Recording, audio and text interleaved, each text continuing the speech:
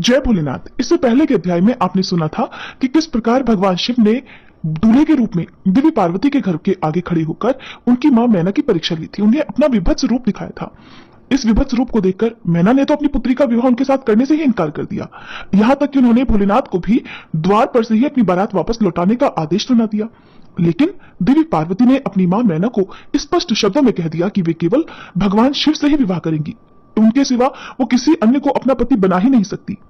तब देवी पार्वती की बात सुनकर मैना ने जो कुछ भी कहा उसके आगे का वृत्तांत आप सभी अब सुनिए। प्लीज दोस्तों वीडियो को लाइक करे, शेयर करे एंड सब्सक्राइब करे। श्री ब्रह्मा जी कहते हैं, नारद, पार्वती जी की ये बात सुनकर शैलेश्वर प्रिया मैना बहुत ही उत्तेजित हो गई और पार्वती को डांटती हुई दुर्वचन कहकर रोने और विलाप करने लगी। फिर स्वयं मैंने तथा सनकादि सिद्धों ने भी मैना को बहुत समझाया, परंतु वे तो किसी की बात न मानकर सबको डांटती फिर रही थी। इसी बीच में उनकी सुदृढ़ और महान हट की बात सुनकर शिव प्रिय भगवान विष्णु भी तुरंत वहां पहुंचे और इस प्रकार कहने लगे, देवी, तुम पितरों की मानसी पुत्री और उन्हें बहुत ही प्यारी हो, साथ ही गिरिराज हिमालय की गुणवती पत्नी भी हो। इस समय तुम्हारा संबंध साक्षात ब्रह्मा जी के उत्तम कुल से है। संसार में तुम्हारी सहायक भी ऐसे ही है। तुम धन्य हो, मैं तुमसे अधिक क्या कहूं। तुम तो धन की आधारभूता हो, फिर धन का त्याग कैसे कर रही हो। तुम जरा अच्छी तरह सोचो तो सही।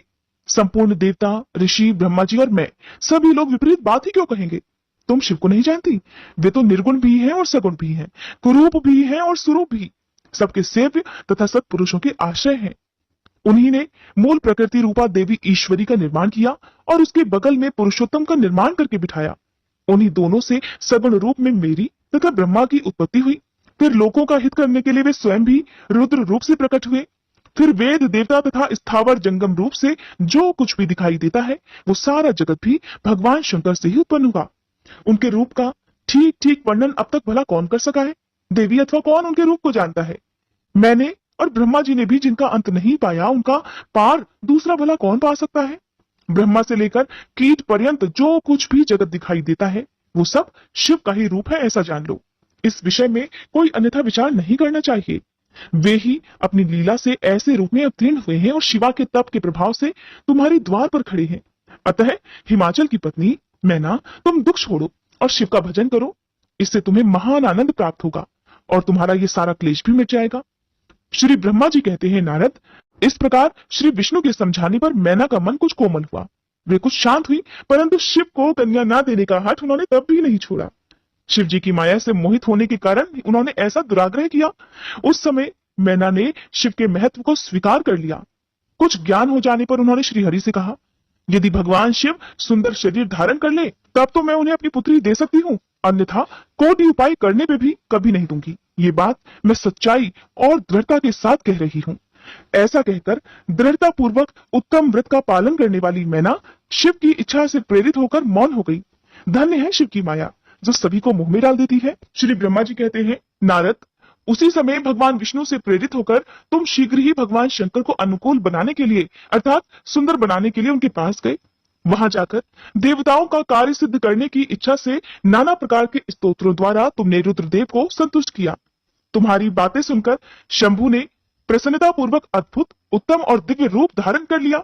ऐसा करके उन्होंने अपने दयालु स्वभाव का परिचय दिया। मुने, भगवान शंभु का वह स्वरूप कामदेव से भी अधिक सुंदर तथा लावण्य का परम आश्रय था। उसका दर्शन करके तुम बड़े प्रसन्न हुए और उस स्थान पर गए जहां सबके साथ मैना विद्यमान थी। वहां पहुंचकर तुम कहने लगे, नारायण नारायण, हे विशाल नेत्रों वाली मैंने, भगवान शिव के सर्वोत्तम रूप का दर्शन करो। ये रूप प्रकट करके उन करुणामय शिव ने तुम पर बड़ी ही कृपा की है। मुनि, तुम्हारी ये बात सुनकर शैलराज की पत्नी मैना आश्चर्यचकित हो गई। उन्होंने शिव के उस परमानंददायक रूप का दर्शन किया जो करोड़ों सूर्यों के समान तेजस्वी, सर्वांग सुंदर, विचित्र वस्त्रधारी तथा नाना प्रकार के आभूषणों से विभूषित था। वह अत्यंत प्रसन्न, सुंदर हास्य से सुशोभित, ललित लावण्य से लसित, मनोहर, गौरवर्ण, द्युतिमान तथा चंद्रलेखा से अलंकृत था। विष्णु आदि संपूर्ण देवता बड़े प्रेम से भगवान शिव की सेवा कर रहे थे। सूर्यदेव ने छत्र लगा रखा था। चंद्रदेव मस्तक का मुकुट बनकर उनकी शोभा बढ़ा रहे थे। इन सब साधनों से भगवान शंकर सर्वथा रमणीय जान पड़ रहे थे। उनका वाहन भी अनेक प्रकार के आभूषणों से विभूषित था। उसकी महाशोभा का तो वर्णन ही नहीं हो सकता था। गंगा और यमुना भगवान शिव को सुंदर चवर डुला रही थी और आठों सिद्धियां उनके आगे आगे नाच रही थी। उस समय मैं, भगवान विष्णु तथा इंद्र आदि देवता अपने अपने वेश को भली भांति विभूषित करके पर्वतवासी भगवान शिव के साथ चल रहे थे। नाना रूपधारी शिव के गण खूब सज धज कर अत्यंत आनंदित होकर शिव जी के आगे आगे चल रहे थे। सिद्ध, उपदेवता, समस्त मुनि और अन्य सभी लोग भी महान सुख का अनुभव करते हुए अत्यंत प्रसन्नता पूर्वक शिव जी के साथ यात्रा कर रहे थे। इस प्रकार देवता आदि सभी लोग विवाह देखने के लिए उत्कंठित होकर खूब सज धज कर अपनी पत्नियों के साथ परब्रह्म शिव का यशोगान करते हुए जा रहे थे। विश्वावसु आदि गंधर्व अप्सराओं के साथ होकर शंकर जी के उत्तम यश का गान करते हुए उनके आगे आगे चल रहे थे। हे मुनिश्रेष्ठ, महेश्वर के शैलराज के द्वार पर पधारते समय इस समय वहां नाना प्रकार का महान उत्सव हो रहा था।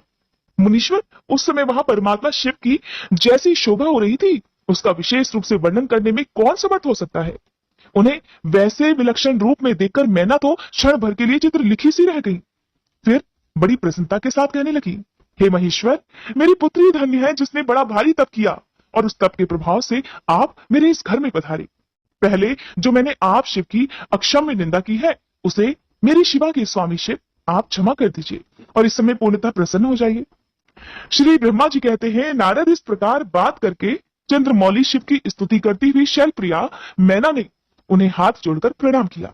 फिर वे लज्जित हो गई क्योंकि उन्होंने क्रोध में भगवान शिव का इतना अपमान जो किया था, उनके रूप की निंदा जो की थी। इतने में ही बहुत सी पूर्वासिनी स्त्रियां भगवान शिव के दर्शन की लालसा से अनेक प्रकार के काम धाम छोड़कर वहां आ पहुंची, जो जैसी थी जैसे ही रूप में थी वैसे ही अस्त व्यस्त रूप में दौड़ी चली आई। भगवान शंकर का वह मनोहर रूप देखकर वे सब मोहित हो गई। शिव जी के दर्शन से हर्ष को प्राप्त होकर प्रेम पूर्ण हृदय वाली वे नारियां महेश्वर की उस मूर्ति को अपने मनुमंदिर में बिठाकर इस प्रकार कहने लगी, अहो, हिमवान के नगर में निवास करने वाले लोगों के नेत्र आज सफल हो गए। जिस जिस व्यक्ति ने इस दिव्य रूप का दर्शन किया है निश्चय ही उसका जन्म सार्थक हो गया है। उसी का जन्म सफल है और उसी की सारी क्रियाएं सफल हैं जिसने संपूर्ण पापों का नाश करने वाले साक्षात शिव का दर्शन किया है। पार्वती ने शिव के लिए जो तप किया है उसके द्वारा उन्होंने अपना सारा मनोरथ सिद्ध कर लिया। शिव को पति के रूप में पाकर ये शिवा धन्य और कृतकृत्य हो गई। यदि विधाता शिवा और शिव की इस युगल जोड़ी को सानंद एक दूसरे से मिला न देते तो उनका सारा परिश्रम निष्फल हो जाता। इस उत्तम जोड़ी को मिलाकर श्री ब्रह्मा जी ने तो बहुत ही अच्छा और बहुत नेक कार्य किया है। इससे तो सभी के सभी कार्य सार्थक हो गए। तपस्या के बिना मनुष्यों के लिए शंभु का दर्शन तो दुर्लभ है। भगवान शंकर के दर्शन मात्र से ही सब लोग कृतार्थ हो गए। जो जो सर्वेश्वर गिरिजापति शंकर का दर्शन करते हैं वे सारे पुरुष श्रेष्ठ हैं और हम सारी स्त्रियां भी धन्य हैं। श्री ब्रह्मा जी कहते हैं, नारद, ऐसी बात कहकर उन स्त्रियों ने चंदन और अक्षत से शिव का पूजन किया और बड़े आदर से उनके ऊपर खीलों की वर्षा की। वे सब स्त्रियां मैना के साथ उत्सुक होकर खड़ी रही और मैना तथा गिरिराज के भूरी भाग्य की सराहना करती रही। मुने, स्त्रियों के मुख से वैसी शुभ बातें सुनकर विष्णु आदि सभी देवताओं के साथ भगवान शिव को बड़ा हर्ष हुआ। श्री ब्रह्मा जी कहते हैं, हे नारद, फिर भगवान शिव प्रसन्नचित होकर अपने गणों, समस्त देवताओं तथा अन्य लोगों के साथ कौतूहल पूर्वक गिरिराज हिमवान के धाम में गई। हिमाचल की श्रेष्ठ पत्नी मैना भी उन स्त्रियों के साथ घर के भीतर गई और शंभु की आरती उतारने के लिए हाथ में दीपकों से सजी हुई थाली लेकर सभी ऋषि पत्नियों और अन्य स्त्रियों के साथ आदर पूर्वक द्वार पर आई। वहां आकर मैना ने संपूर्ण देवताओं से सेवित गिरिजापति महेश्वर शंकर को, जो कि उनके द्वार पर उपस्थित थे, बड़े प्रेम से देखा। उनकी अंग कांति मनोहर चंपा के समान लग रही थी। उनके एक मुख और 3 नेत्र थे। प्रसन्न मुखारविंद पर मंद मुस्कान की छटा छा रही थी। वे रत्न और स्वर्ण आदि से विभूषित थे। गले में मालती की माला पहने हुए थे। सुंदर रत्नमय मुकुट धारण करने से उनका मुखमंडल उज्जवल प्रभा से उद्भासित हो रहा था। कंठ में हार आदि सुंदर आभरण शोभा दे रहे थे। सुंदर कड़े और बाजूबंद उनकी भुजाओं को विभूषित कर रहे थे। अग्नि के समान निर्मल और अनुपम, अत्यंत सूक्ष्म, मनोहर, विचित्र और बहुमूल्य युगल वस्त्र से उनकी बड़ी शोभा हो रही थी।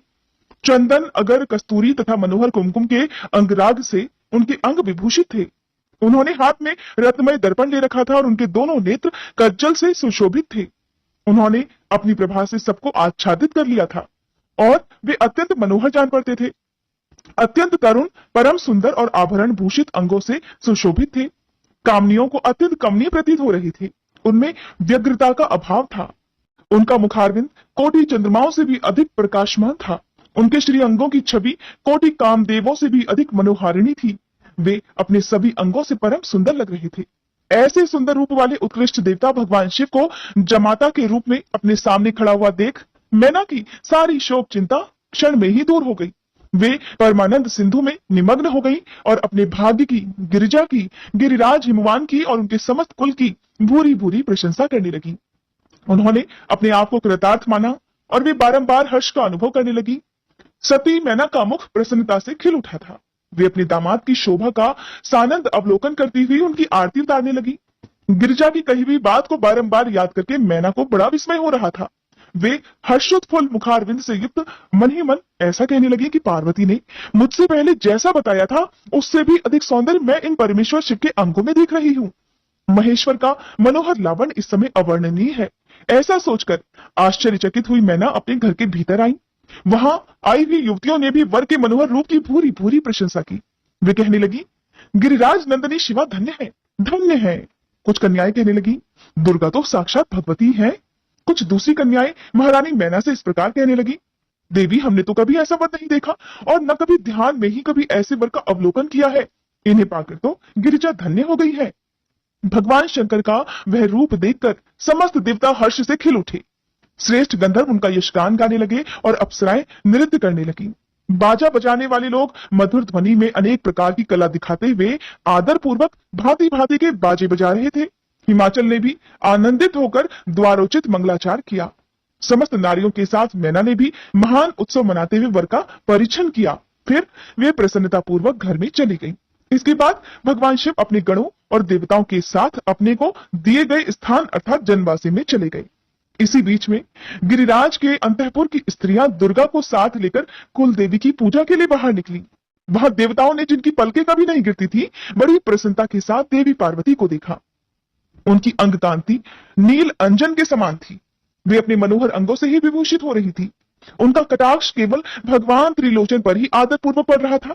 दूसरे किसी पुरुष की ओर उनके नेत्र नहीं जा रहे थे।